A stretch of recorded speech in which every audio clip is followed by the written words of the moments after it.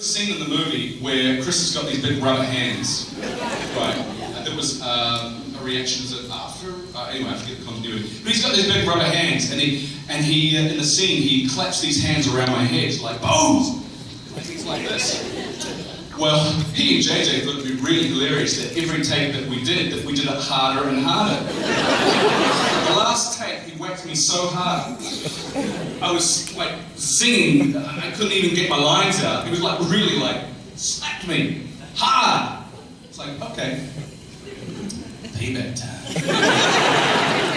Every time with that hypospray, Chris didn't say a word, but he just looked at me at the end once we finished it. Yeah, payback's a bitch. Thanks for the question, my friend. Hi. Alex Garland mentioned that his original screenplay for Dredd was about the pro-democracy terrorists from the comics. And since we don't know if there's going to be a Dredd sequel, it would like blow my mind if you would read the intro to the comic in your Dredd voice. Sure, you got it there?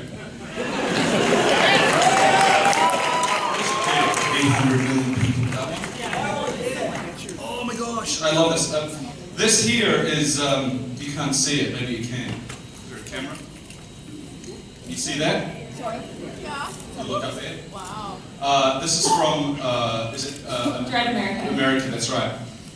And when we were shooting the film, I realized we needed a poster.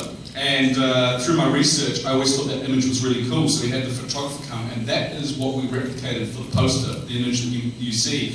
And I actually put the American flag there in the shot, but somebody didn't like that, and they put a building in there instead. But it's cool. Okay, here we go. I'll tell you where I stand. I stand for four-square justice. I stand for discipline, good order, and the rigid application of the law. And crud help any limp-wristed liberals who say different. The people, they know where I stand. They need rules to live by. I provide them.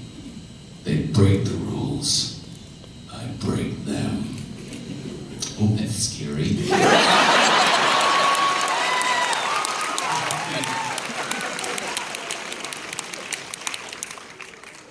Sure, rights. I'm all for rights, but not at the expense of order. That's why I like to see the Statue of Judgment standing there, towering over liberty. Kind of a symbol. Wow. Thank you so much. That's a good comment. America is a great comment. Thank you very much. I do appreciate that. That's your voice. The thing I like about that comment, that whole comic, is if you've ever read them, I would thoroughly recommend you read America, and I would recommend that you read Judge Dredd Origins, because that's got the backstory. And the wonderful thing about it, and this was actually the wonderful gift from doing Dredd, is that, you know, I read these comics as a teenager, and when I stopped reading them, you know, was when I was about probably 18 or 19. Well, in that interim, there were a whole lot of stories written by Wagner. And what I found when I came back, which was a wonderful gift, there was a great degree of maturity in the writing and depth in the character. And so for me, that was, I guess, a real wonderful gift from doing Dredd. And those two comics are incredible, so go check them out. Oh. Hi. You've obviously gotten to do a lot of cool futuristic stuff, like Star Trek and Almost Human, which I think is great, by the way. I love it. My question is, if you could have any futuristic technology or gadget, which one would you want to have now? Right now, I would love a transporter. You know, that STA checking thing where you gotta go through there and all that stuff. Love being safe, but just to be somewhere instantly would be pretty damn cool. I mean, it's pretty amazing when you think about, you know, what Roddenberry created in the 60s and how much of that has actually, you know, come to pass. The universal translator in the iPhone now is a universal translator. So, yeah, I guess a transporter I would love. Yeah. What would you like?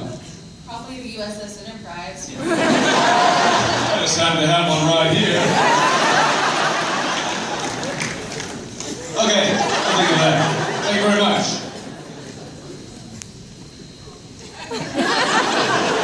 You alright? Just never mind. How are you? Good. What was your favorite part in filming Lord of the Rings? Oh, thank you. Great. What's your name? Sammy? Correct. Smart kid. My favorite part in filming Lord of the Rings, I think it was this one time where it was a couple of days before we were going to shoot the scene where Éomer and his Rohirrim horsemen surround Aragorn, Legolas, and Gimli, who are running across the Rohan plains after Merry and Pippin. And so I went to Peter Jackson and said, hey look, we've got this big scene coming up, you got a minute, can we discuss it?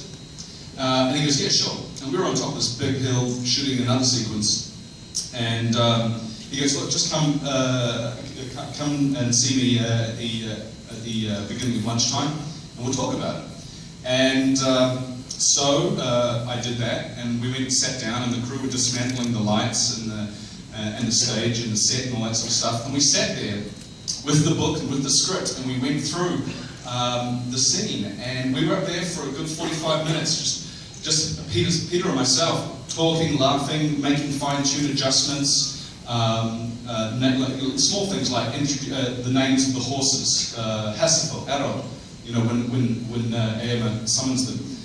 Just small little details like that, and it was just an amazing, for me as a young actor, an amazing time for the director to actually spend that time with me and to refine the scene for us to work them together. At the end of that time, I looked up and we were the only people left on that hill, and that was very special to me. We kind of walked down to lunch together.